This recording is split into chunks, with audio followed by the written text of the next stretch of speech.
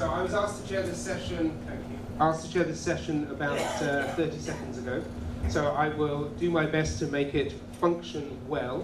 I think we only have 3 speakers, is that correct? Or all of you gentlemen are speaking? Yeah, we have 3 speakers. Three speakers, okay. In which case we should be able to do well in terms of the time. So I think this last session works very nicely together with the focus of the previous sessions.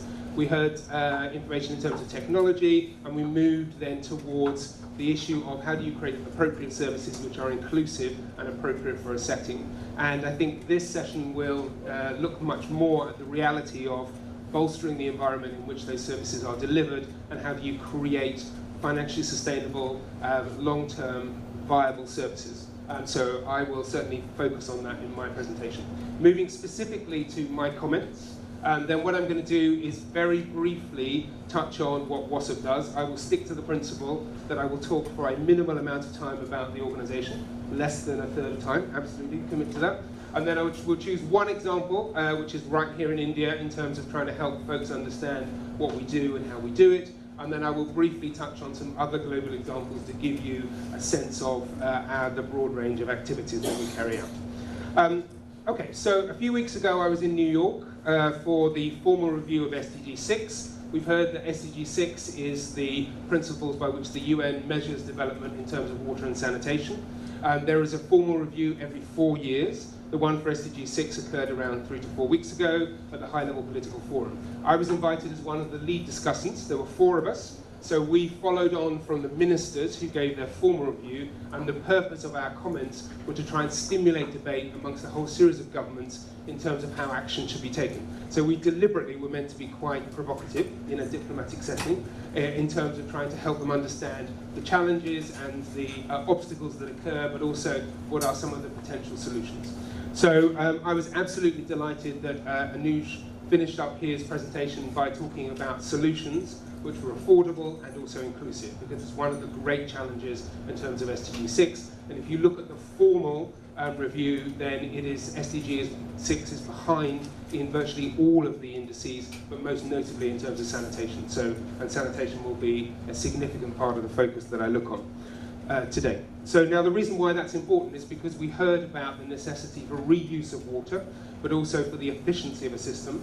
And I absolutely wholeheartedly agree that it is important for any city to think, or in any town or village to think about how they reuse their water. But clearly the quality of that water, which we heard from previous speakers, is incredibly important, both in terms of the chemical content, but also in terms of pathogens. So the example today, I will be looking at pathogen content and how that is, we try to reduce that in an effective way to improve the possibility of water quality. And that was certainly one of the messages that was resonated from New York a few weeks ago. So WSUP, Water and Sanitation for the Urban Poor, is a social enterprise. We are a hybrid for-profit, non-profit institution. A slightly strange thing, but essentially we came from both the private sector and the non-profit sector, where there was a drive from many organizations to say there needs to be a different way to try and create solutions for the poorest. And it was very interesting to hear from Emilio's presentation. He used to work for Thames Water. He had a beautiful picture of the Thames in London in his presentation. And Thames Water was one of our founding members, so a private sector company that said there needs to be a different way to try and create solutions from it. I should point out that most people call us WSUP. It is not an app on your phone. It is a social enterprise that is based in London. So not to be confused with WhatsApp. Right, we work with cities, utilities, and service providers, essentially to create an environment around service provision. So we're very different from many of the presentations we heard earlier. We're not a private company that sells products, and we're certainly not a charity. We are an institution that tries to create the system in which long-term viable services can be created and developed.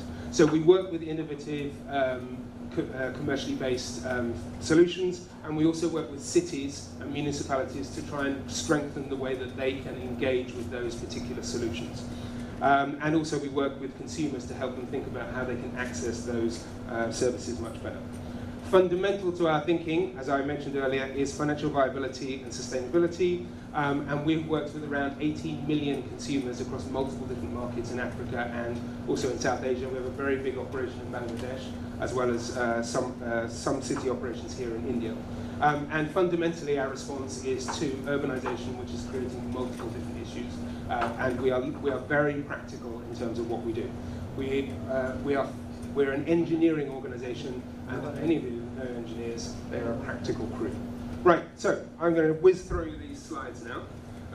Lovely picture of our operation there in Vizag. And which of these tabs were you? The right hand?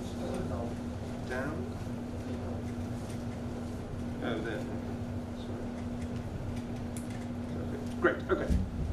So, as many of you may know, open defecation is a huge issue in terms of water quality and in terms of pathogen content for water. Around half of the people that open defecate are found here in India, and it is a major issue both in rural but also in urban environments.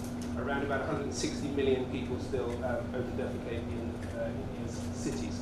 This is complicated by the situation of solid waste, all this plastic that you can see here.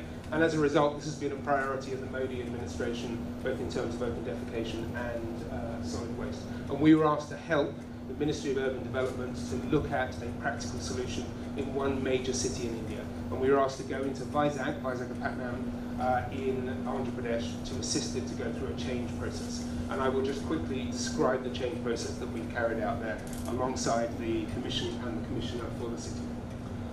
So, as a result of our work with Vizag, it was eventually moved up to number 3 in the cleanliness rankings of around 4,000 cities in India. It was, before we started working there, about number 45. And I can tell you the Commissioner was extremely pleased when we got this rating in 2017. And Vizag was declared open defecation free about 18 months ago and has maintained that rating. So then the question is, how did we manage to do that, working alongside the municipal authorities? And here you have a picture of one of the 4,000 public toilets which we assisted the city to refurbish as part of that process. So we essentially, in my opening comments, I mentioned that we work with multiple different actors. So we wanted to work with communities to help them understand both the positive nature of stopping defecating, but also then the potential negative impacts on them of this activity. So how it could improve their health, but also helping them recognise that they could be fined if they continued doing this. So we worked with communities to set up teams that went out at dusk and dawn, but also social and status is incredibly important in terms of persuading people to change their behaviour. We worked with the private sector to bring them in to help manage the 4,000 public toilets that I described, and of course refurbishing the toilets, creating an offering for people such that it would be a beneficial and a positive service for them that they would be willing to pay for was incredibly important in terms of shifting their behaviour from previously open defecation. And we also worked with the private sector to help them move in and build infrastructure in part of the city where it was previously absent. In many cities where we operate, sewerage is a very small percentage of the infrastructure. In Vizag, it was a reasonably large size. Most Indian cities are more developed than African cities we work in. But there was still a section of the city where infrastructure did not occur, was not present. And therefore, we needed some sort of fecal sludge management system, which in India you typically call septage, to be able to move waste safely in accordance with SDG 6 that I was mentioning before, but when you do not have a large sewage system. And we are, there is a whole body of knowledge in terms of how this can occur, and we worked, for example, in creating this infrastructure and then also structuring the licensing operations around the vacuum tank operators, who are vacuum operators who would then remove waste from latrines or septic tanks. And finally, we worked with consumers, helping them understand that they are people who would buy a service. And we heard very much from the last presentation that recognizing that everybody needs to see the service as something that they would want, something that's desirable, and something that they associate positive characteristics with is incredibly important. So changing consumer behavior is critical. And we also clearly supported the municipal authority in terms of that change process. And I took the Commissioner of Vizag to Stockholm to World Water Week three years ago to help him run through the various possibilities. So here we had reaction from people in the city. I'll let you read that themselves in terms of the change process that occurred. Here is one of the examples of the vacuum tank operators that we created the licensing system for. And we fundamentally believe that the private sector has a critical role to play in terms of establishing the matrix that's required for service provision in any of these cities. And consumer-driven approach to stimulate demand is incredibly important. So in the case in Vizag, obviously we were looking principally at public toilets, but we also work in terms of this entire supply chain for toilet provision, looking at improving quality of products that are in it, so that people, when they buy products, they connect them to quality and they are willing to spend more of their hard-earned cash to develop a well-functioning market. And at the end of this process, we shared the lessons learned in Vizag with multiple different cities and states across India. This is one of the examples. I personally went to UP to share it with the Principal Secretary there to help them understand the lessons. And we had 11 other states come to visit the site. And we hope that this kind of process can then assist many other states across India to think about how they could pick up some of the lessons. And to give you a broader sense of the constituent parts within our model. I just talked about what we do in Vizag, but there are various different aspects to the engagement of the private sector. I mentioned bolstering the supply chain. With the local communities, we will look at effective management of toilets and sanitation provision. With consumers, we have long-term behaviour change. And with municipal authorities, we'll think about the entire regulatory framework that would sit around them, both for sewered and non-sewered. So, just to wrap up here, we are working with the city of Lusaka. There's a $390 million investment into the city. We are advisors on the entire non-sewered sanitation aspect to that. So we're creating a whole series of fecal sludge management models, and here you see some of them.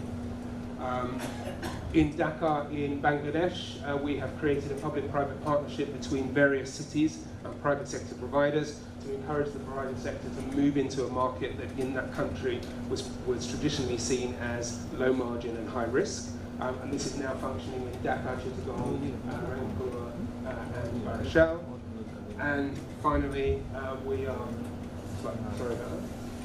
we are advising the city of Maputo, which is the capital of Mozambique, on the $1.5 billion sanitation master plan. So helping them think about how they will bring in appropriate finance to create services for all consumers across the city.